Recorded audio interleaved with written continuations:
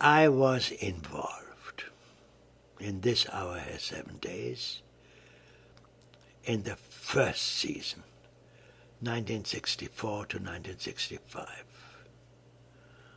I was involved.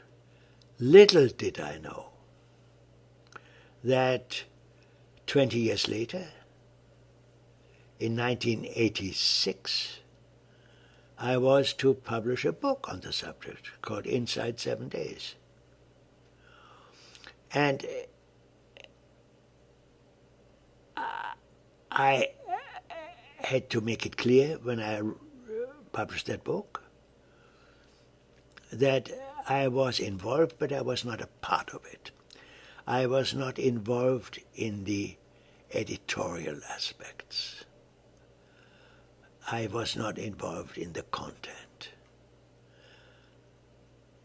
Although I was very sympathetic at first, a member of the department. And I had myself been making programs. But I was not involved. I was supervising producer. And I had administrative responsibilities. Rather complicated in terms of the CBC because I was a member of a department that was a national department of public affairs that really came out of radio, and my authority in terms of a television program was never clearly defined. However, I was supervising producer and I had a certain role which I could legally perform. For example, I was involved in personnel. I was involved in matching producers with script assistants, which was a very important element because it was like being a matchmaker, marriage counselor, matchmaker, whatever, because the relations between the producers and the script assistants was often very close. The producers in this hothouse atmosphere worked extremely hard, and the producers, most of them were boys, and many of them were married, hardly ever saw their wives, but they saw a lot of their script assistants. And there were, well, I can tell many stories on the subject, and Doug Leiterman, one of the two main characters, married Beryl Fox, who was assigned to him. She was not as... Yes, I think at first she was a script assistant, but then she became a producer very quickly, and a formidable one. Made a great documentary on Vietnam, which I think was the first important program about Vietnam made in Canada. It's a very, very interesting program. And so I was involved in an administrative career. However, and I was involved, tangentially, I was also involved in content, of course. And I made friends with the people, with Leiterman and Watson, and that's the only way one could operate. And with the people involved, there were a lot of other people involved, such as Larry Zolf, many remember him, who had a great moment with the former Minister of Defense, Pierre Sévigny, in Montreal at the time of one of our great spy scandals with Gerda Munzinger, a lady from Germany, who had, from East Germany, who was considered to be politically questionable and who had had contact, I have to be very careful in the words I use, with very important politicians such as the Minister of Defense, and there was Larry Zolf, who was dispatched to see him. He was retired, in his house in Westmount, and the camera rolling, and he opened the door, and Larry said who he was, and Pierre Sévigny, who was a war veteran of the leg, used a cane and hit Larry Zolf. And this was photographed, and the photographs appeared in Maclean's and next to me. And he was a great... So Larry Zolf was an important figure.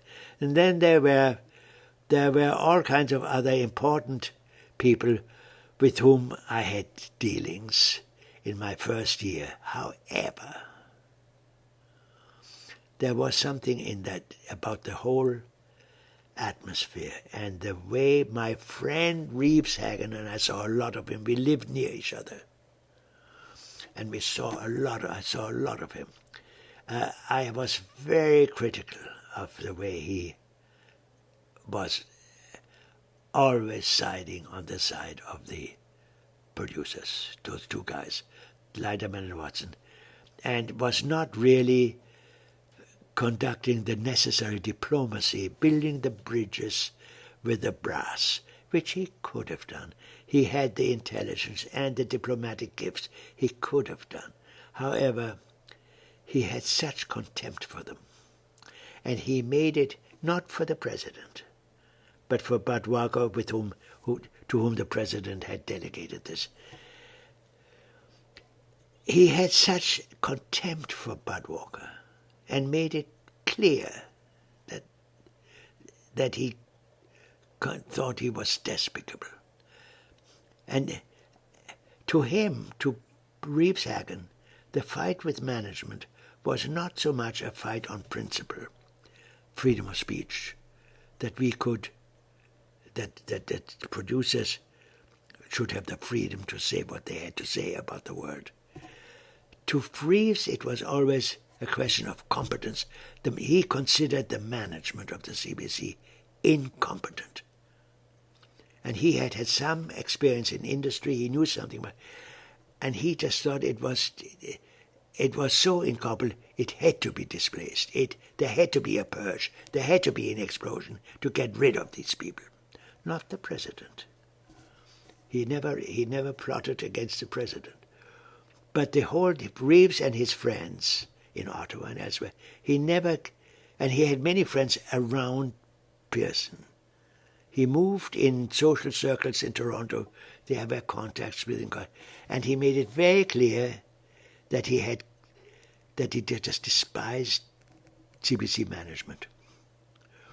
And this, of course, got back to them, and it was just poisoned the wells. And I saw this happening in my first year. I saw this, and I could not imagine that this would end well.